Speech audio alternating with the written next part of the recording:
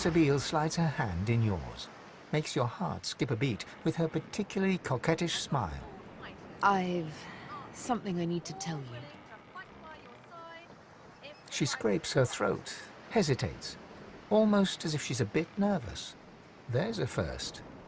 I'm afraid you're going to accuse me of killing the mood, but the thing is, I need to talk to you about the Master.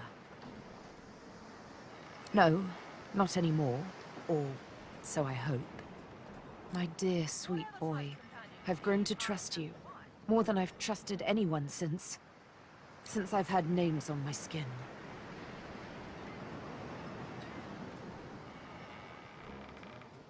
Wasn't easy, I know. Come, sit down with me for a moment. You both sit down, cross-legged, knees to knees, hand in hand. Suddenly, a melody. Sabeel sings a song, haunting in its simplicity. She uses no words, sounds rather. It's beautiful, yet somehow menacing. This is my Scar song. It's all the Master needs to make me his slave once more, unless your voice opposes his. I will soon confront him, with you by my side. My life and my liberty I place in these soft, strong hands of yours. Will you sing?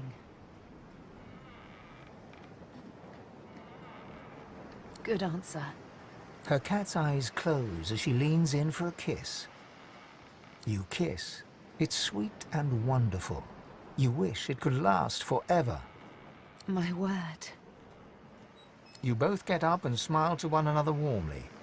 When you hear a sound in the distance and turn to look, Sabeel pats you affectionately on the bottom. Adventure calls, but I say we do this again sometime.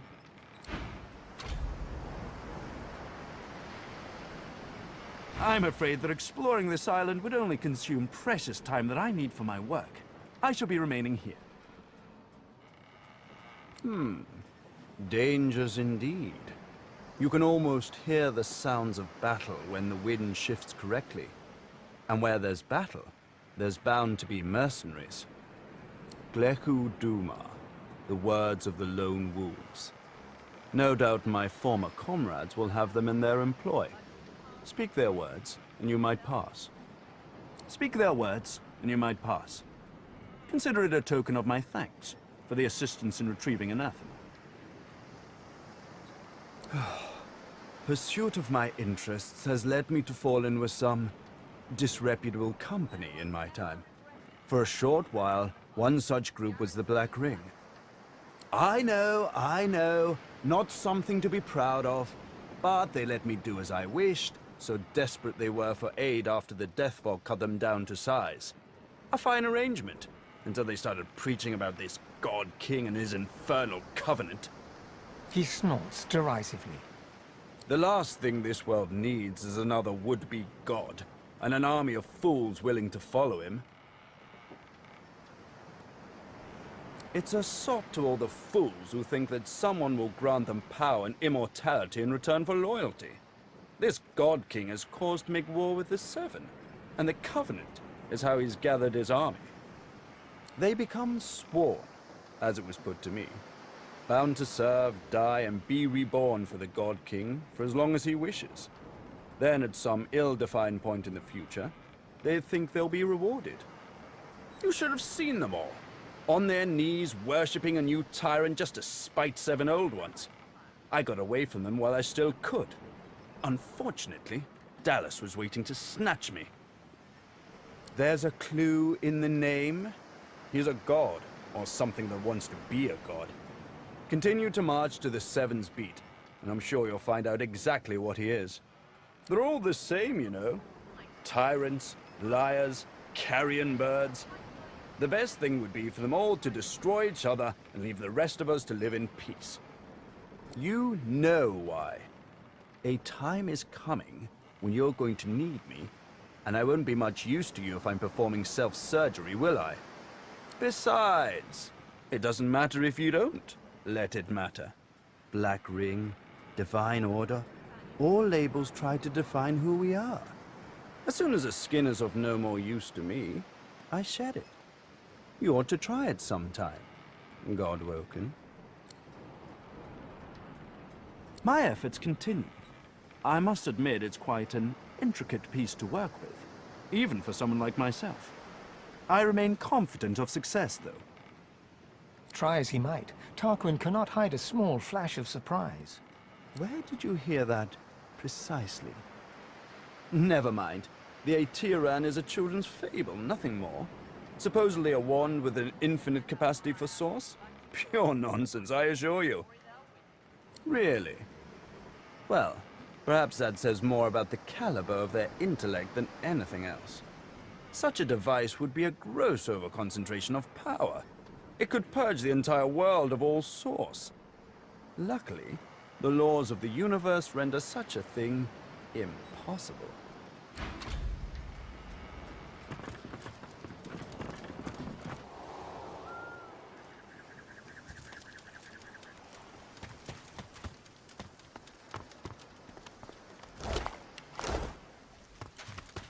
These bodies have been purged. Who could have done this? I suspect we shall soon find out.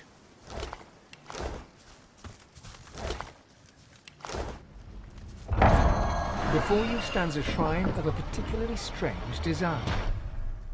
As you approach, you feel it hum with a benign power. It seems to pull you in.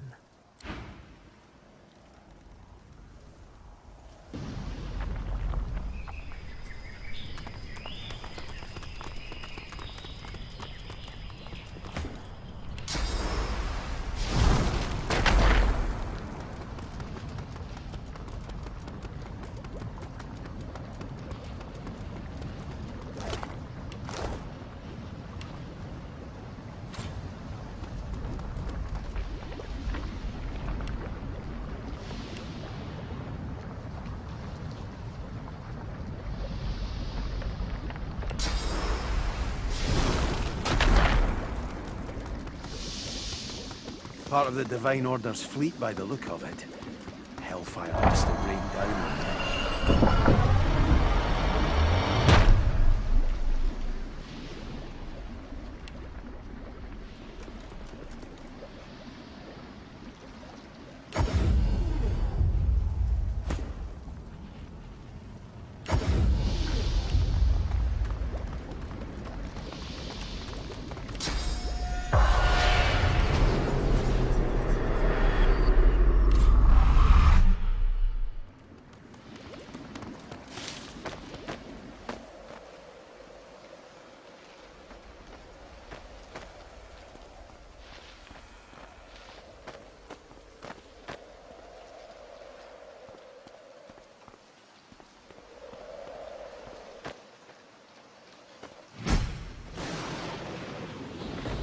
Temple in the clouds. What holds this aloft?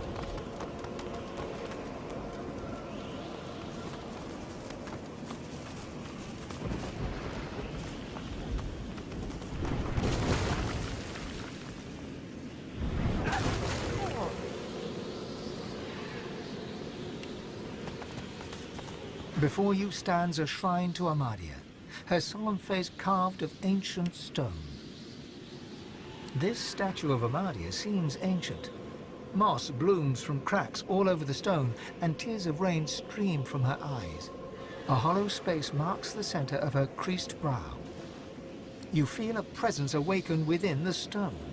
An ancient awareness reaches out to you, swirling through every cell of your body and every mote of your soul. Fire suddenly rages around you. Acrid smoke stings your eyes and flames dance all over your body. Yet you feel no pain whatsoever, and the fire fizzles out as soon as it touches your skin. Then the awareness recedes from you, ebbing back like a tide until you are left completely alone. Alone with your thoughts, alone with the blessing Amadia left you with. Before you stands a shrine to Amadia, her solemn face carved of ancient stone. You remember that the statue of Amadia in the hollow marshes healed you. But no words from you can rouse this one to response. Whatever powers the gods once had has weakened indeed. This statue of Amadia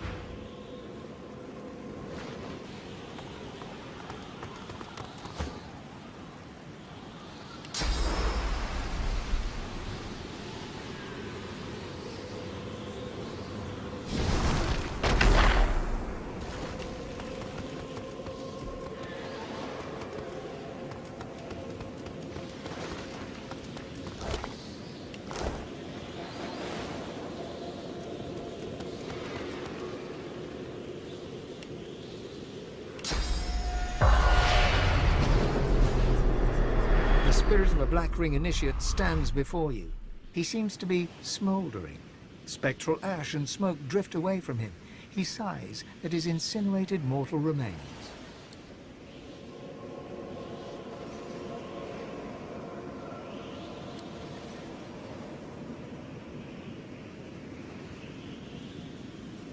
The spirit puffs himself up.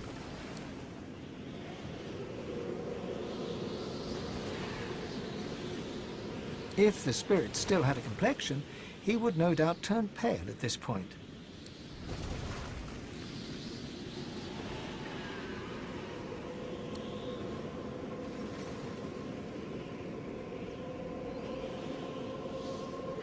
The spirit vanishes in an instant.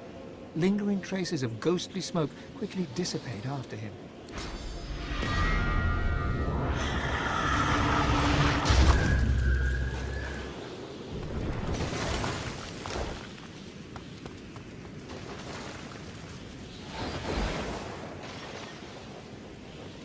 Does anything seem different now?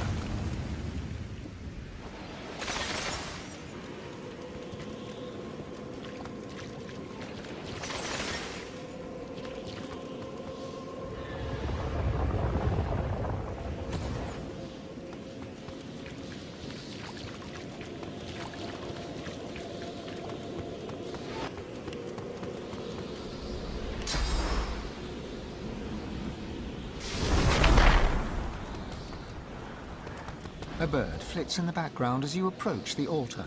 Laying your hand on the weather-beaten stone, you feel a gentle heat. A sense of warmth and peace fills you. As you whisper your words, you feel the world around you melt away. You open your eyes to an old log house, a roaring fire, and a door ajar. Pushing the door open, you find a bedroom, comfortably furnished. In the middle of a bed, wrapped in blankets, is an old, shivering woman. She reaches out, welcoming her lost child. So good of you to come. She has been so proud to watch your heroics, but now you need to help her. She leans forward, grey hair falling to frame her wrinkled face, and whispers that she is so hungry. She needs to feed. She needs your source. You feel your god tense and lunge, tearing out of your body, through your ribcage, and onwards towards the frail figure. Amadia throws her arms up to defend herself, but invisible blows rain down from all around.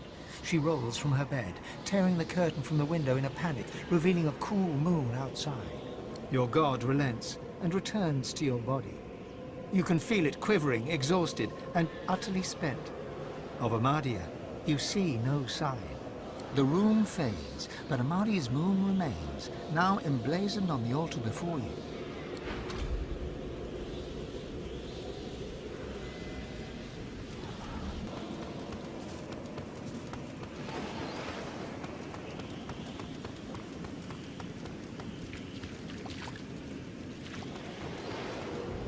Does anything seem different now?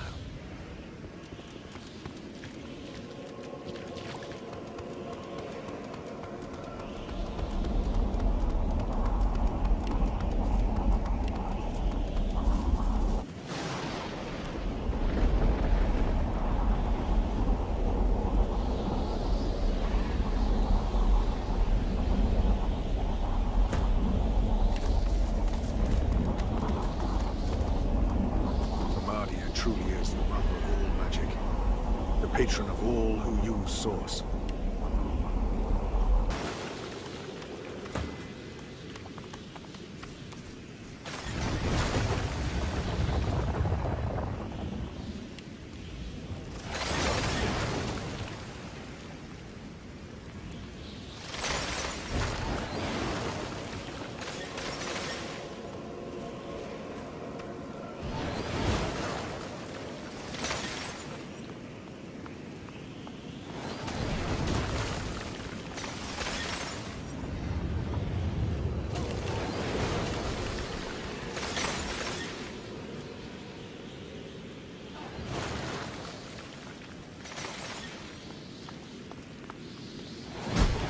Our defenses are breached. Must I kill you now? It would pain me. I am relieved. I greet you. I was, Amadia's chosen champion. She gasps and bows her head in deference. Forgive me. Please, I hold this boon. It is Amadia's. It should be yours. A pair of gloves, beaten and worn, but clearly of the highest value, especially to a wizard. I came to the council to learn to be divine. I failed. I'm not made to be pursued by evil. And that's what it means to be godwoken. Afterwards I roamed the island, as did all we fallen knights. But my worst fears came true when the Black Ring came. I fled here. I made sure the temple was defended and went to the altar. I prayed to Amadia for help, but she did not answer. I'm not ashamed to say that I hid. There is untold evil in the world, and it has reached the island. It seeks the godwoken who would be divine. I cannot bear it. Go? There is no go. I belong here. I was godwoken, but for all the evil in the world, I would not be divine. I did not search the world for the others of our kind. My place is here.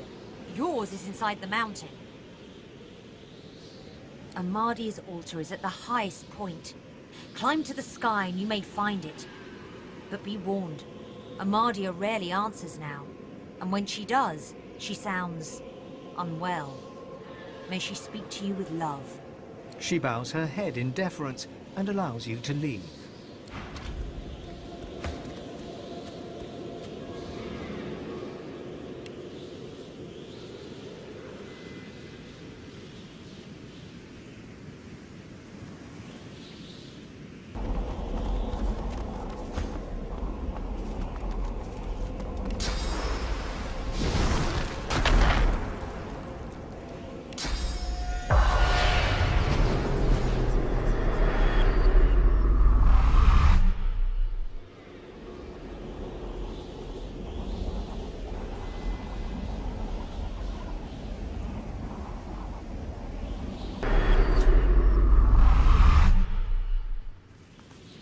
Before you stands a shrine to Amadia. This statue of Amadia seems ancient. Moss blooms from cracks with the grating sound of stone upon stone. The statue of Amadia moves to one side, revealing a secret room.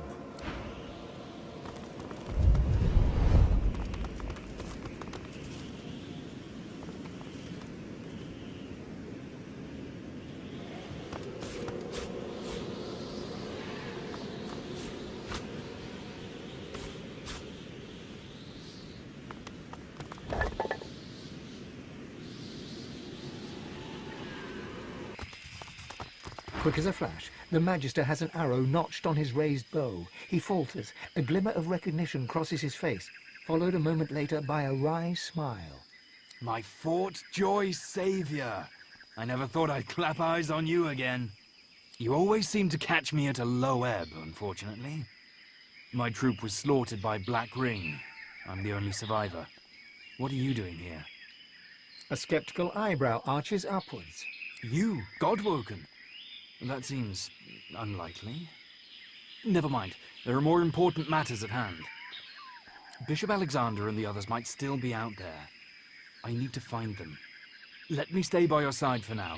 You can count on my bow in any fights to come. He nods. I never thought I'd follow him. Not after Fort Joy.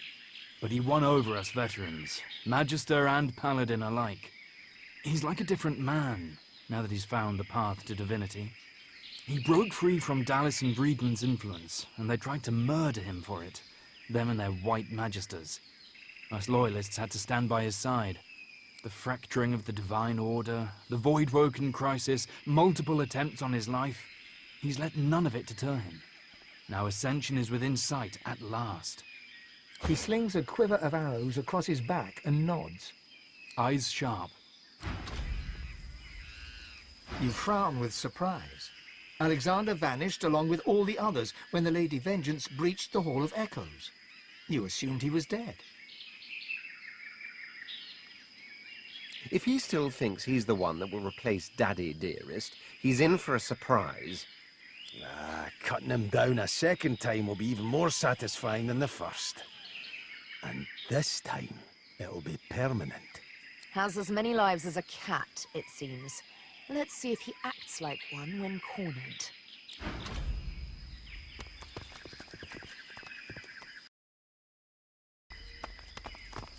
No!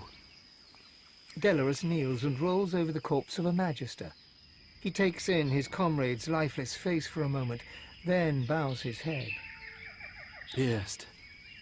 I'm sorry. Pierced. He was an old friend. He encouraged me to join the Magisters. And I talked him into coming to this island. This wouldn't have happened if it wasn't for me. Delorus closes Pierced's eyes with his palm, then gets back to his feet. A dark fury burns behind his eyes.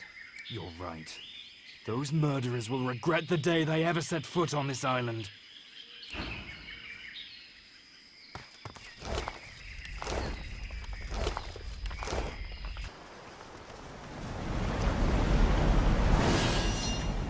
You need a bar.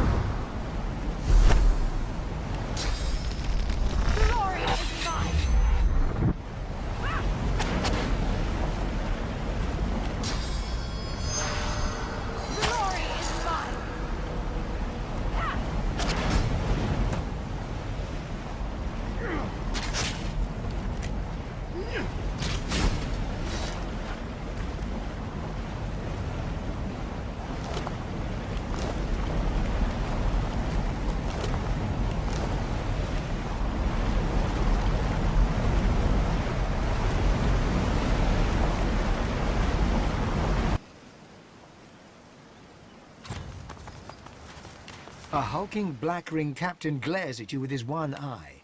The other one, a weeping socket surrounded by recent burn wounds. You're not one of mine. You're not from headquarters either. Explain yourself, or I'll open you up and rip out an answer myself. His blade is inching out of its scabbard, even as he speaks. The captain yanks his sword fully clear of its scabbard and levels it at you. Intruder! To arms!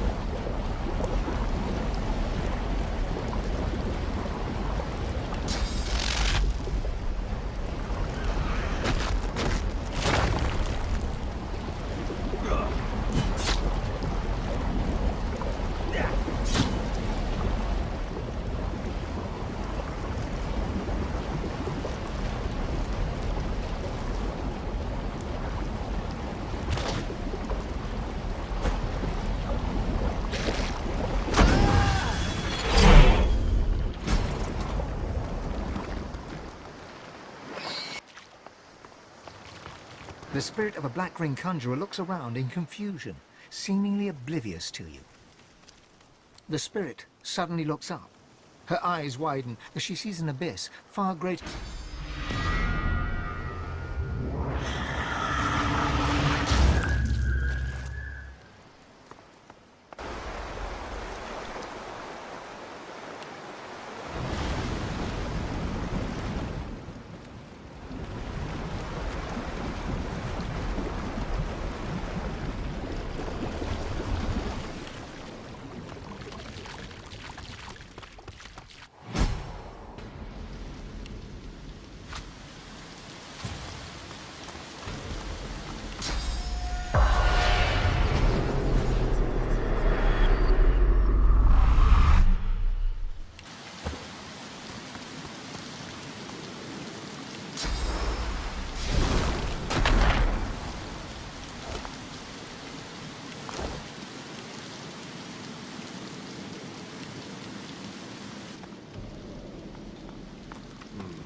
If I understand this correctly, it reads, walk safely in Vrogir's path.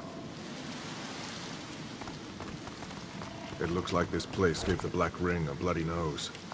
Best be careful ahead. The spirit of a black ring defiler frantically drags something, or someone, backwards with both hands. He glances around for help as he retreats. Something beneath his heel clicks. Help! Somebody douse the flame! Douse the flame! A spectral arrow suddenly lodges itself between his eyes with a hollow thwack. His face turns slack and confused before he collapses backwards in a heap. The spirit of a black ring witch flails and writhes on the floor, engulfed by ghostly flames. An unseen force hauls her backwards, as if to bring her to safety. The faint sound of an arrow being loosed echoes through the hall. Whatever force has been dragging the witch abruptly stops. She goes limp. The flames consume her. Careful now. That's a trap.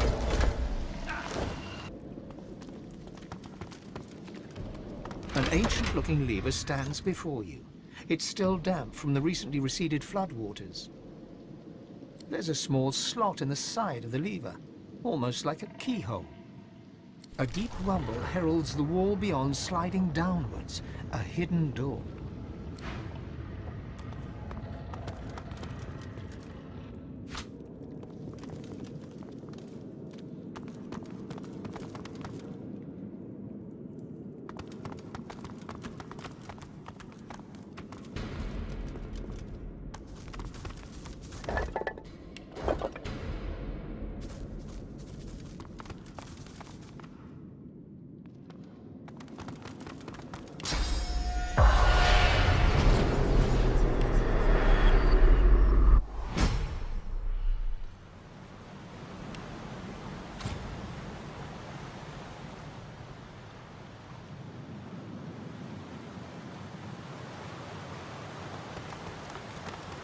The spirit of a hulking armored figure angrily thrashes at the surroundings with a ghostly warhammer, to no effect. Between swings, you glimpse his face, that of an orc. He hurls the warhammer away with a final yell, before turning to you with a deep scowl, panting for breath that he no longer needs.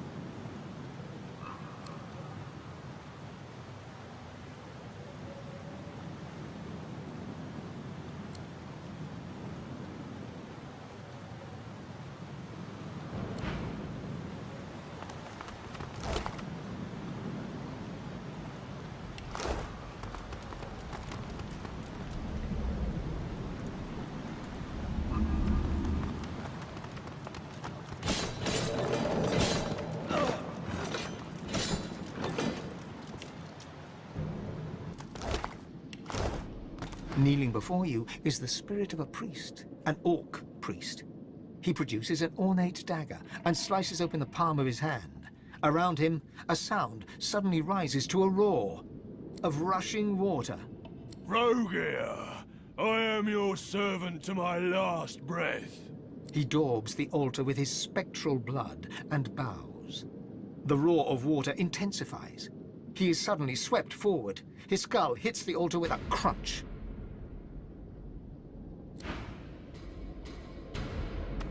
The grim drip, drip, drip of floodwater and the bloated body at your feet make this place feel more like a defiled tomb than a temple. Nevertheless, you approach the altar. Your vision clouds, and you open your eyes to a dark glade. Before you lies a bull, trapped beneath a fallen tree. It stares at you with malevolent eyes. As you watch, it transforms to a bear, claws digging into the earth as it struggles to dislodge the log.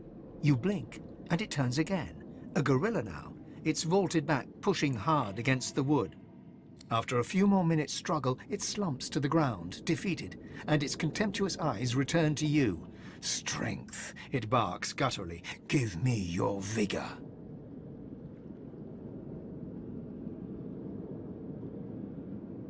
The god shifts shape again, contorting into a snake. Grimacing, you reach out your hand, and Vrogir sinks his fangs deep into your palm. You feel his curse spreading throughout your body as your strength starts to ebb away. At the same time, the snake grows stronger and starts to pulse with a faint light. You drag your hand back before the very last of your vigor slips away, and you stand hunched over and gasping for breath. The gentle glow within Vrogir grows brighter until you struggle to look at him. The god bursts into yellow flame, searing its way through the log. Vrogir transforms again, standing before you in his true orcish form, before snorting in derision and walking away. The vision slowly fades, and you are back in the temple, the smell of damp death filling your nostrils. You see that a crude sun pictograph has been hacked into the altar's rock.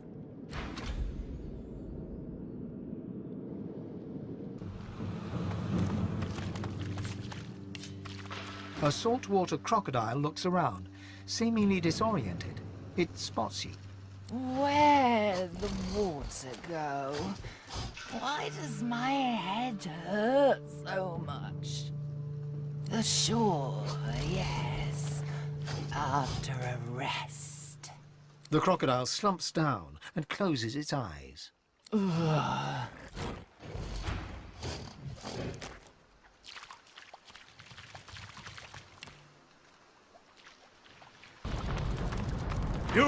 You there! Prithee, goodly traveler, might I prevail upon you to answer a question? You see, I am on a mission most grave. I seek a sorcerer most foul, most reviled, most feared. Her name is... His pincers scissor wildly. Septa the Ineffable! Have you heard tell of this wicked beast on your travels? Why, I shall slay her with a single thrust of my sword-like claw. For mine is an ancient and noble order, bent on destroying that which would destroy. Septa is a sorcerer, and I am a source hunter. Lost. Then the hunt continues. Be wary, traveler. Where Septa travels, doom soon follows. Imperio, away!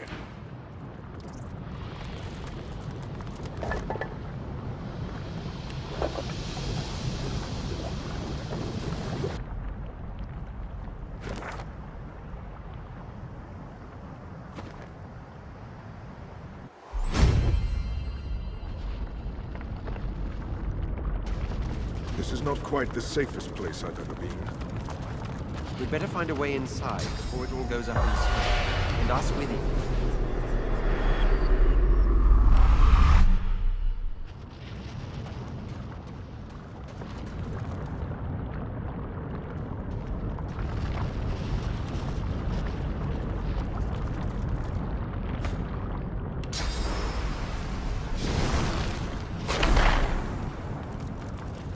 The spirit before you drips sauce from his raggedly slit throat. Realizing that you can see him, he throws a wry smile in your direction. Ah, Godwoken. You know how you relive bad exams in your nightmares? Good news, you get to relive them in death, too. He rolls his neck, sauce gurgling and spouting from the deep gash. He laughs, and his laugh is a bitter one. As I was facing the trials, I was killed by another Godwoken hopeful. He's long gone now, but I'm still here. I just can't stop thinking about it. That one answer, the one I couldn't get in time. Anan Fallon Reveil. Anan Fallon Reveil. What in the void comes next? His face lights up, gratitude shining forth from it. That's it! That's it!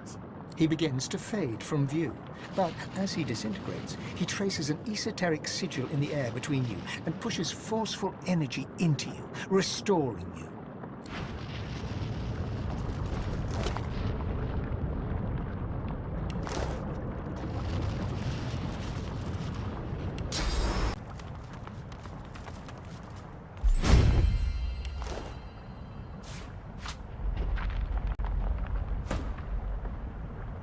You suddenly hear something in the distance, a strange but familiar tune.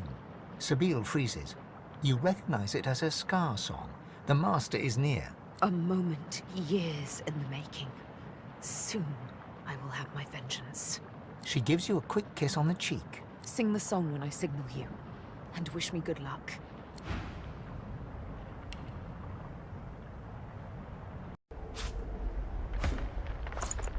You are a priest of the kin, your face raised to the sun, your blood warming to the heat upon your skin. All is well, and then all is not well. Cries of war come from the shore, and death comes quick.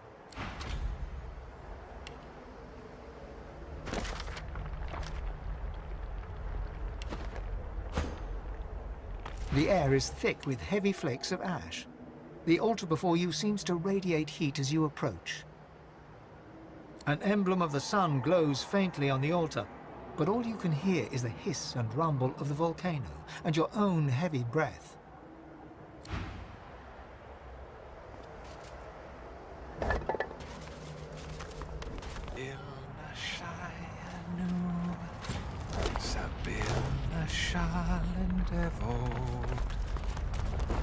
One step, then another, ever closer. You can tell from her bearing, Sabeel has never been so ready to kill, so on the brink of impending action. She's like a cat, all concentrated muscle, that split second before it pounces. Another step, ever closer. The moment has finally come. She's found the Master. The eyes of predators meet. Sabeel? He snaps his fingers, and she involuntarily snaps to attention. Here you go, breaking my heart. That's the plan, mastermind.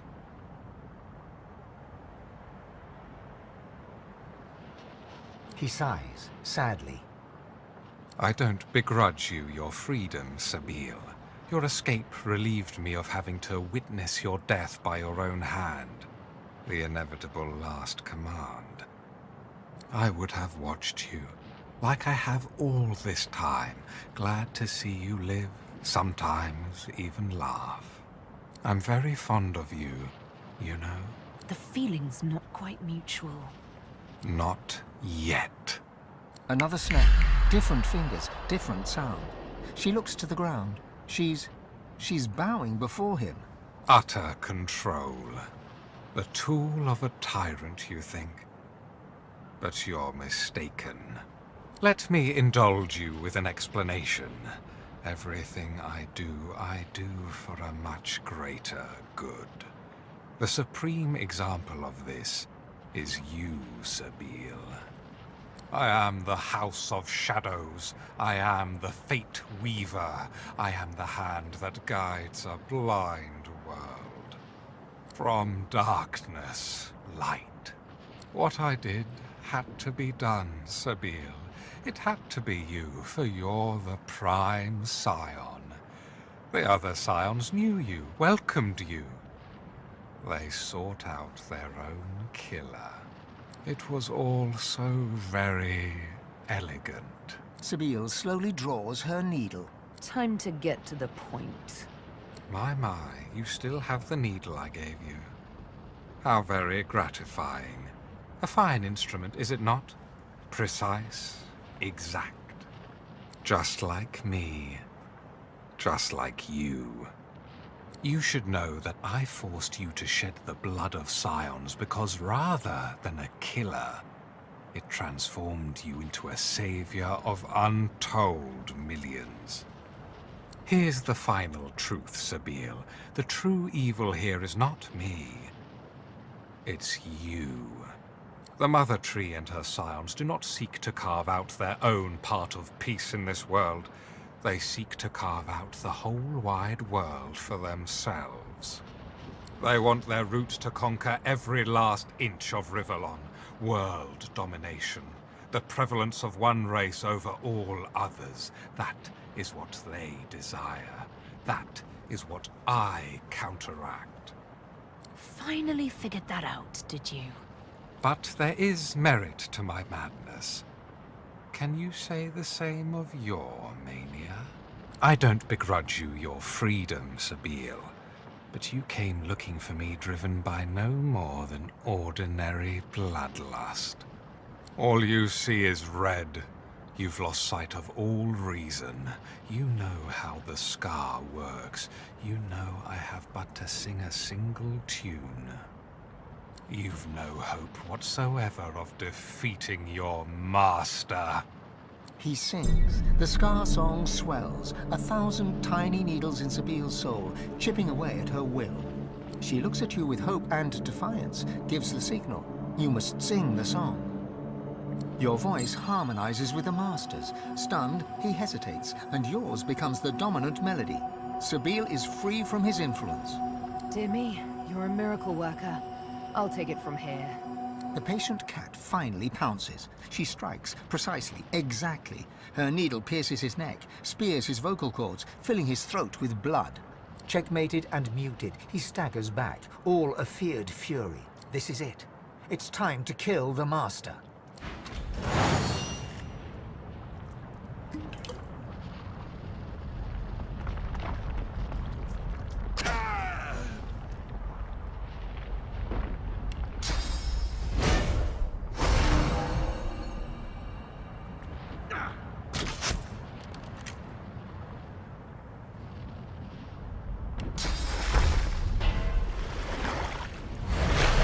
Show yourself!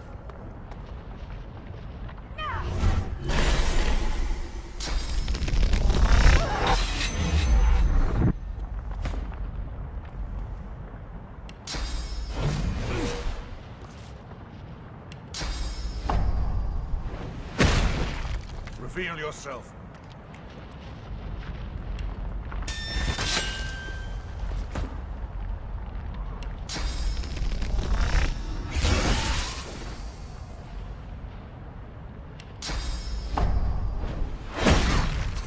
I sense something.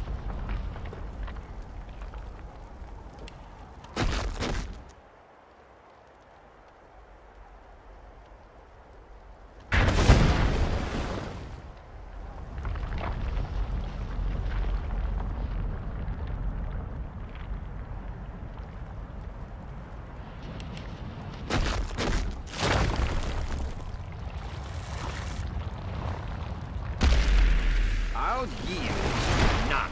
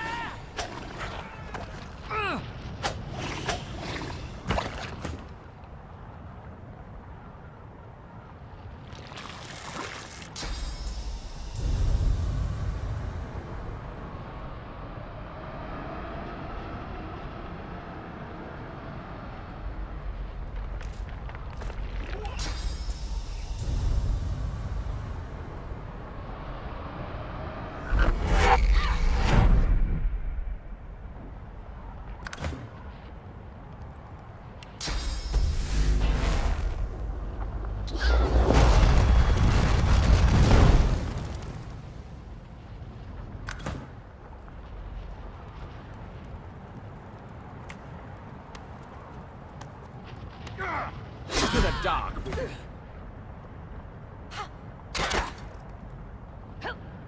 Into the dark with you!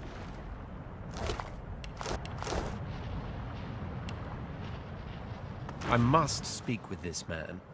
Please stay close, and keep an eye out for assassins in the shadows.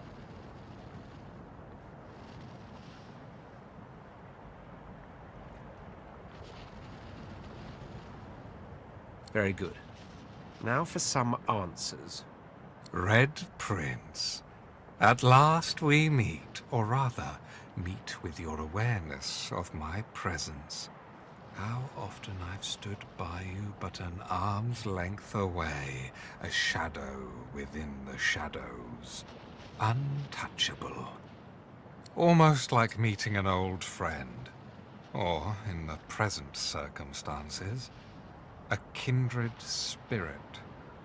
Even in death, his eyes are black holes in a black-skinned sky.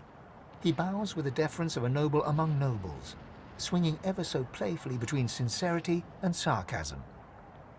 I suppose I should start with an apology for the attempts on your life. Talk about getting off on the wrong foot, wouldn't you say? Failed attempts, remember? Hardly made me break a sweat, those lackeys of yours. To my astonishment, and, I admit, my admiration. You may find this hard to believe, but given different circumstances, I would have been quite content to let you live. Let you play the Emperor from your golden throne in your golden city.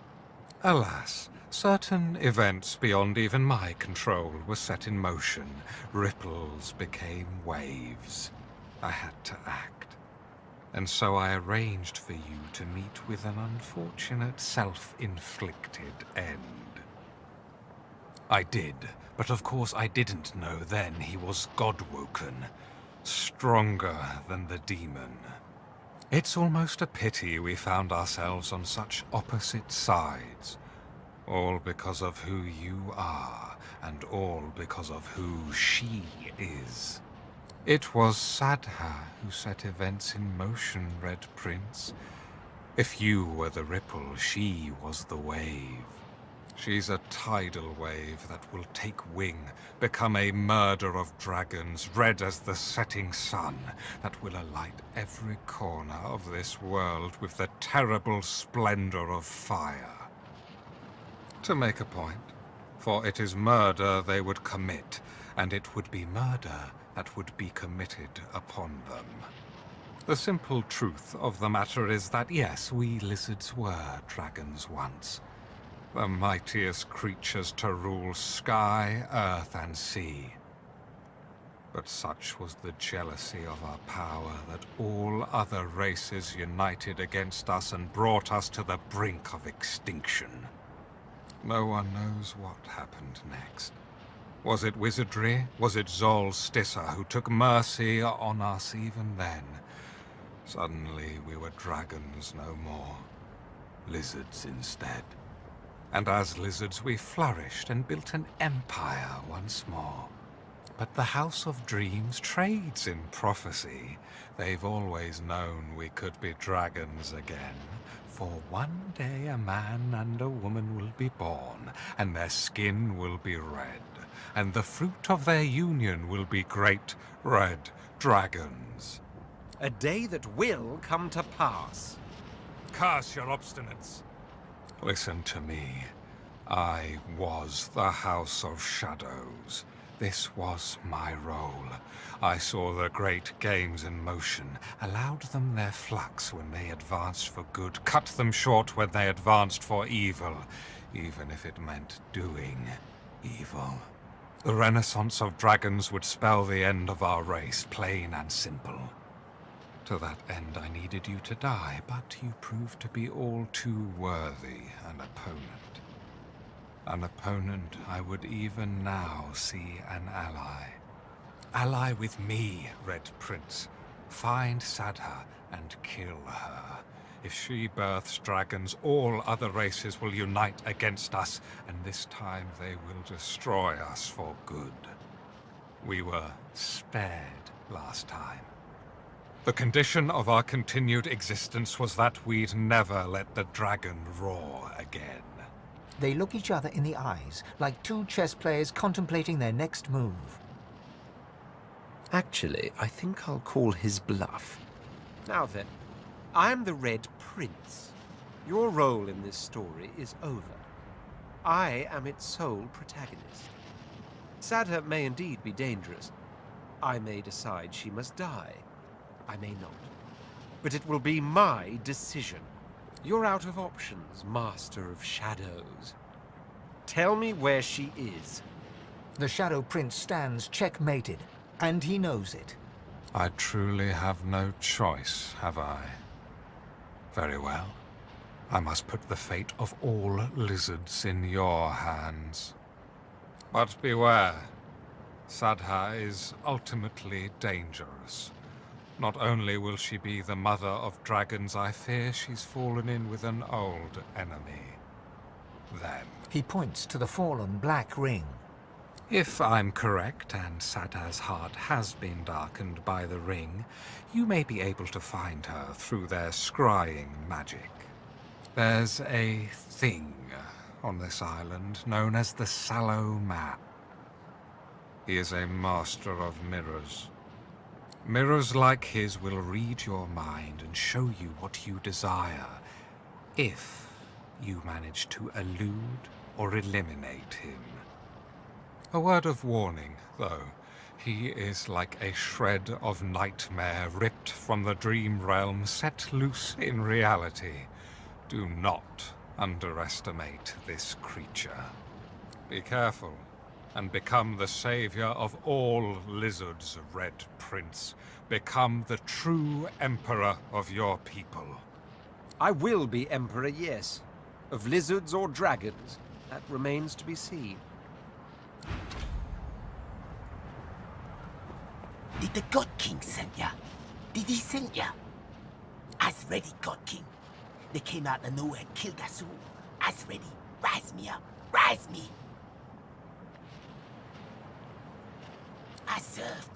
I served the God King. Rise me up. Rise me up, God King. This ain't right. This ain't how it's supposed to be. This ain't the promise.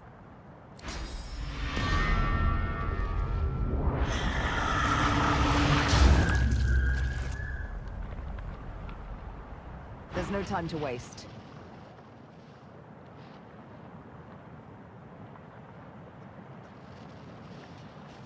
Oh, honey, you should be.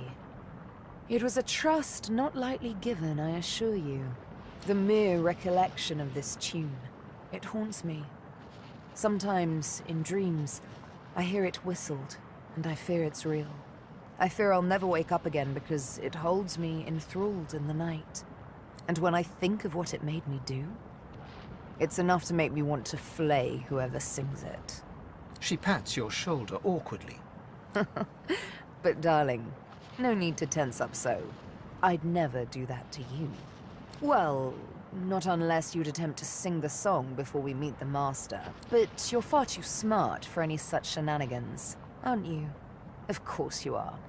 Now then, on a more serious note, how about a kiss? Come here. A kiss, a sweet, stolen moment. See? I told you we should do this again sometime. It feels magnificent, if somewhat unreal. But first things first. You look on as Sabeel bares her arm and drags her needle across the word master, like a knife, drowning the black ink in blood.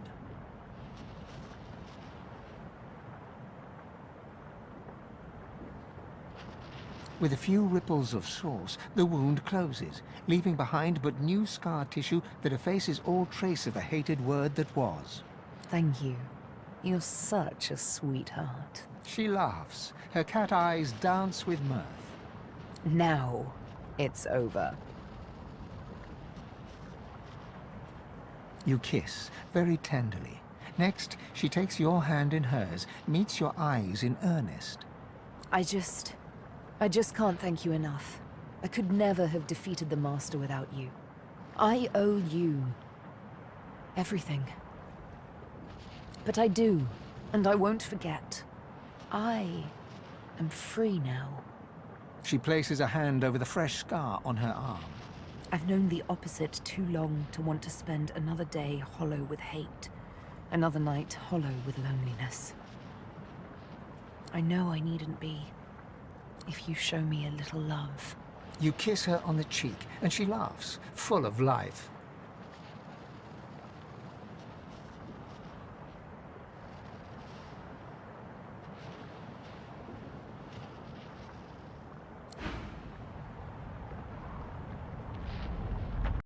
Life shall be restored. The dreamer's eyes have rolled over white. His fingers twitch as you near. A cold presence suddenly seizes you. Your breath shortens, and a voice enters your mind, probing. It is you, the prey that my master seeks, God-woken. The cold presence ebbs away. You take a deep breath. The voice offers parting words. Very well. Go, in service of the God King. The dreamer's eyes do not see you.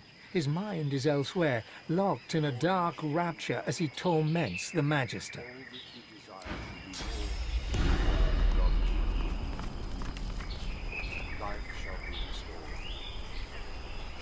A black ring captain stands before you.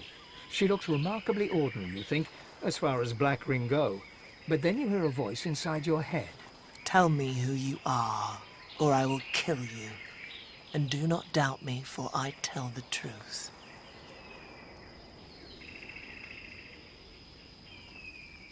Her expression does not change. She cannot read your mind, but you can read her face, and you see she grows impatient. Tell me who you are, or I will kill you.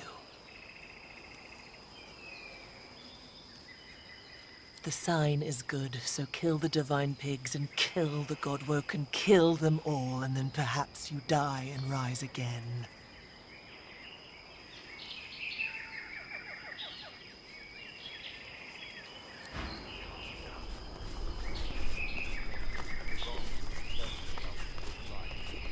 Every weapon in my stock has spilled blood in honor of the God King. If you can't do the same, then the fault lies with you. What'll it be, Mercenary? A bow? A few feet of sharp steel? Something to bludgeon with, maybe? Because the God King is our true Lord and Savior. He's going to right the wrongs of the Seven. Not that I'd expect some gold-hungry lone wolf to understand.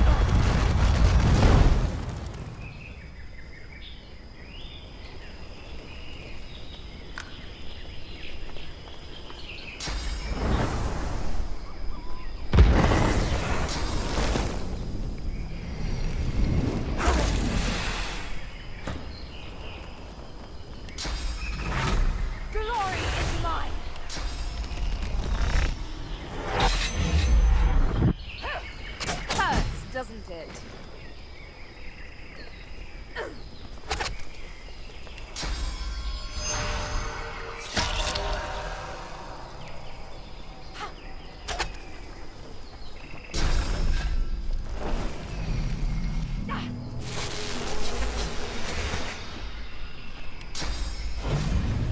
Prepare yourself.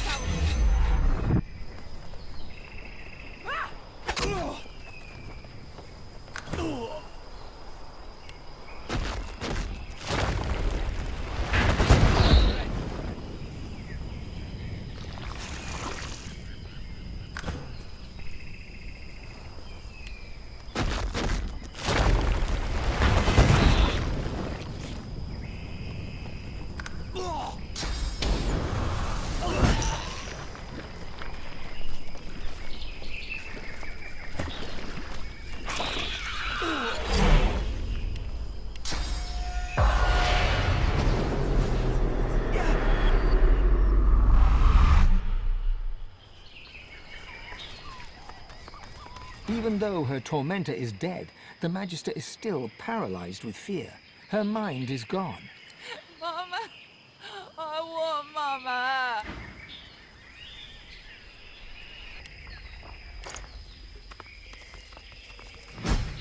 As if from nowhere, a sweating warrior appears before you. Who the hell's be yow? If yow not be with the God King, yow be against. So rejoice, I bring yow death.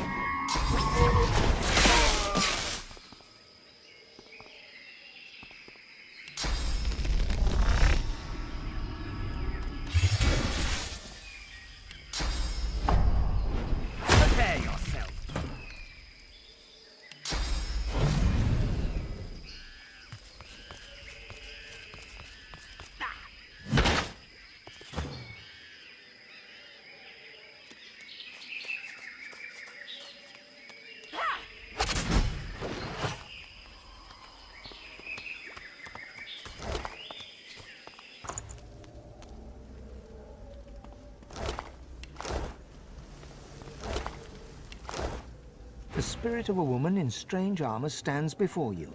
Visible on her breastplate is the seal of ranek. She casts an imperious eye over you. Godwoken, you're late. The world bleeds while you dawdle. Linger no more. The trials await. Because I was the same as you once.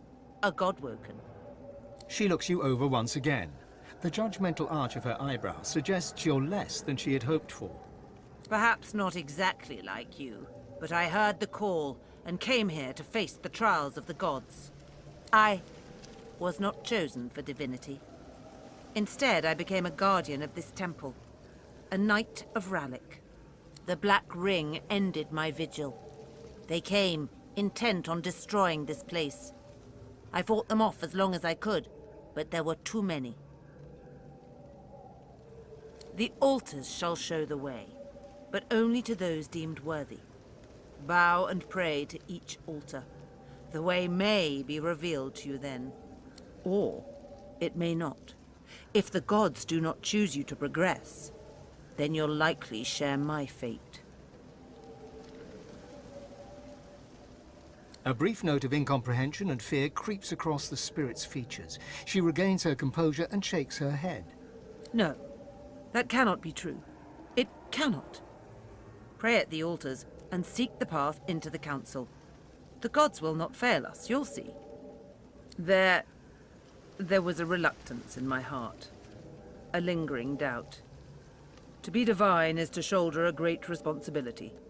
Deep down, I didn't want that responsibility for myself. The gods must have sensed my unwillingness. Still, I wanted to serve them. I became a Knight of Rallick that day. The altar stands before you, flecked with moss and the cracks of age.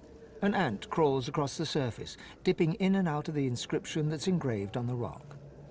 In honor of Rallick, first of the gods and patron of humanity. As your prayer drifts away on the breeze, you feel the world around you shift.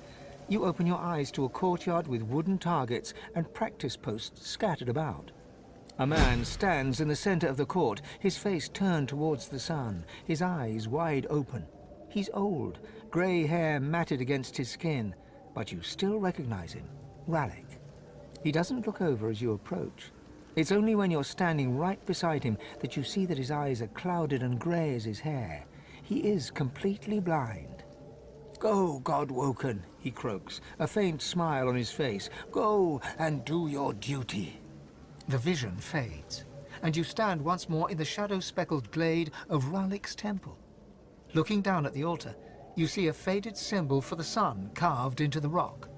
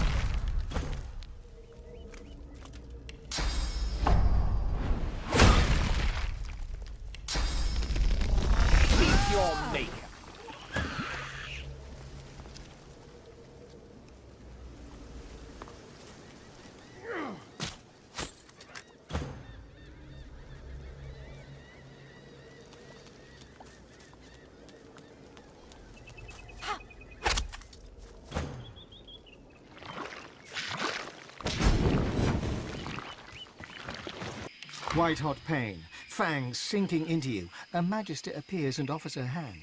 You reach for it, but there's a loud snarl. Warm blood soaks you. Then, darkness.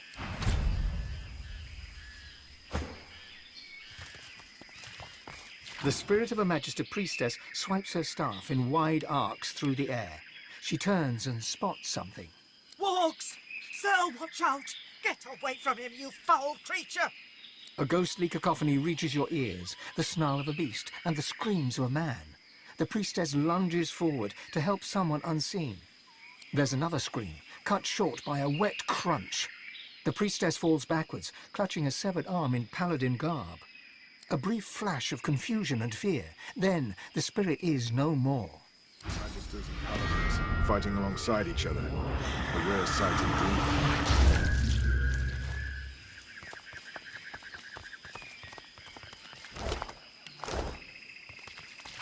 The spirit of a magister brandishes her sword in one hand, while the other is clasped to a wound in her side. She throws a hasty glance over her shoulder. There's too many of them. Get the bishop to the Elven Temple. We'll hold them off as long as we can.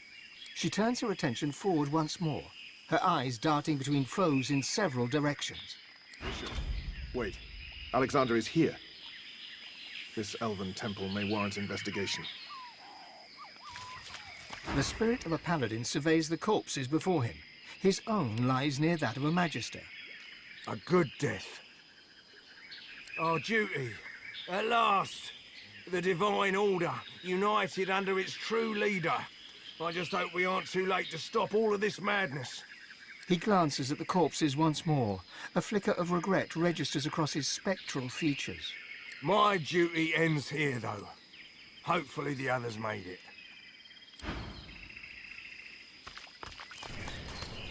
Stop! The troll leans in and glares at you with beady little eyes. His breath is like a butcher's offal bucket, left in the sun too long. No cave for you. The troll crosses his arms across his chest and shakes his head.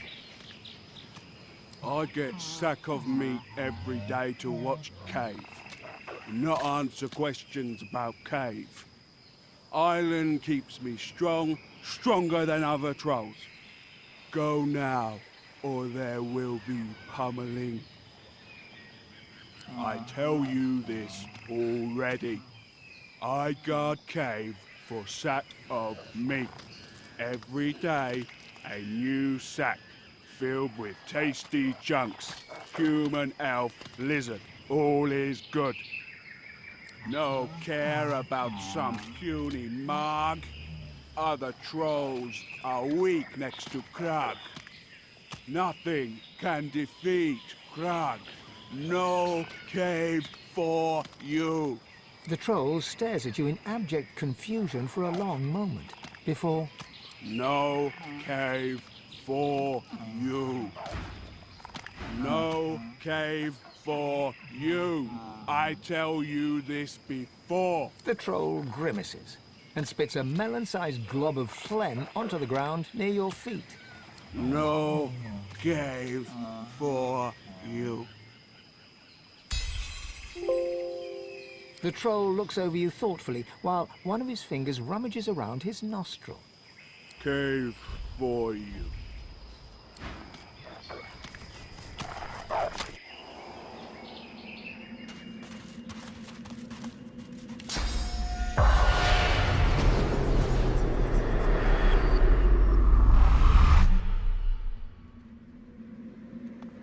An empty cave with a bare altar. Strange. The altar before you seems relatively bare. There is no inscription to a god and no offering placed. All you can see is a smear of blood on its surface and a hollow that seems to call for something. You feel an invisible hand grab you by the throat. Cold, unseen lips brush your ear. You can't make out any words, but you understand what you're hearing. Whispered tears, screams in the dark, blood, pain, blood, blood. The hand releases you, and you stagger back, gasping. The altar watches you silently. It's waiting.